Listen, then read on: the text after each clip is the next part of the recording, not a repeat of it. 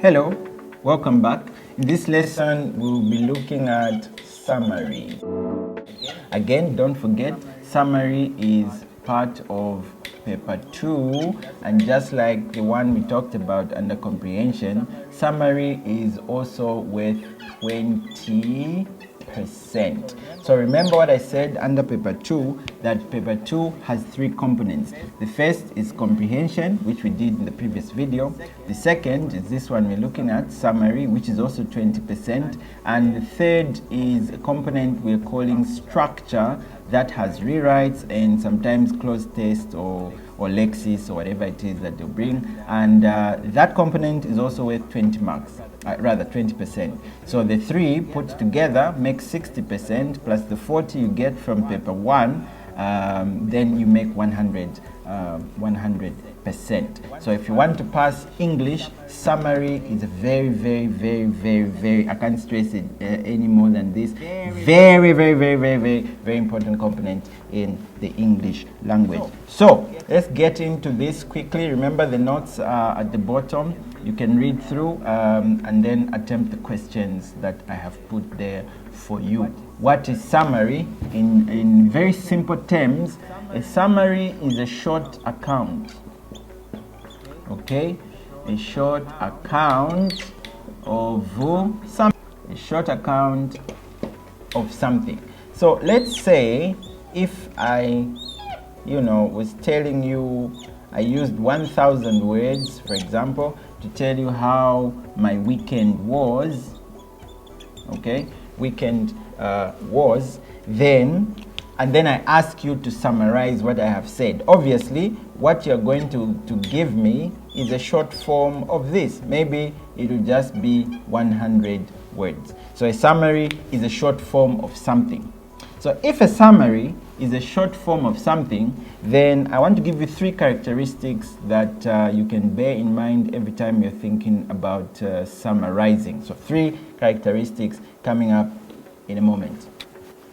So we will say, I write this in caps, characteristics, okay, of summary.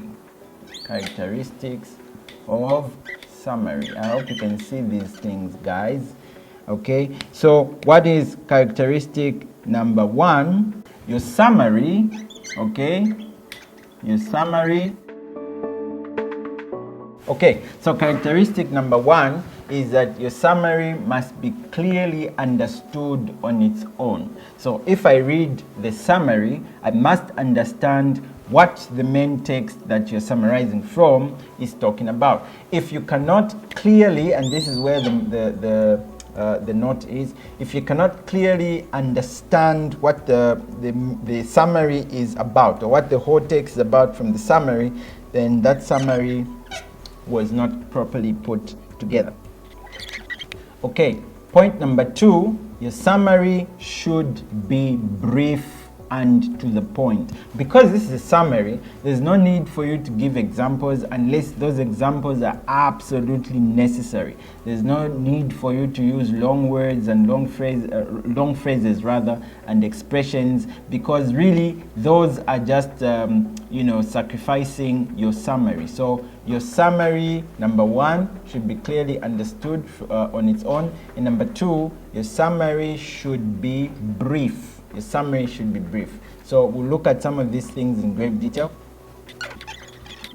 Okay, so tip number 3, your summary should contain, I forgot to add the word there, important details only. Okay, important details only. So these 3 tips alone will set your work apart from what most students usually get into. So number 1, we said that the summary should be able to be understood on its own without making reference to the main text.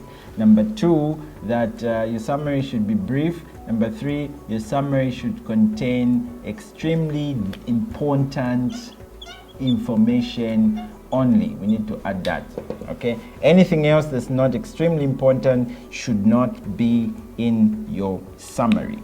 Now what you need to do is read the notes below. So I have given also, apart from the characteristics, I've given also 3 helpful tips that you need to use every time you're attempting summary questions. And I've also given a question, summary question, which you can download, or you can really just check right here on the platform and attempt to answer summary questions. So let's see what you're able to do. In the next lessons, I'll give you some tips that you need to use in order for you to answer summary questions properly.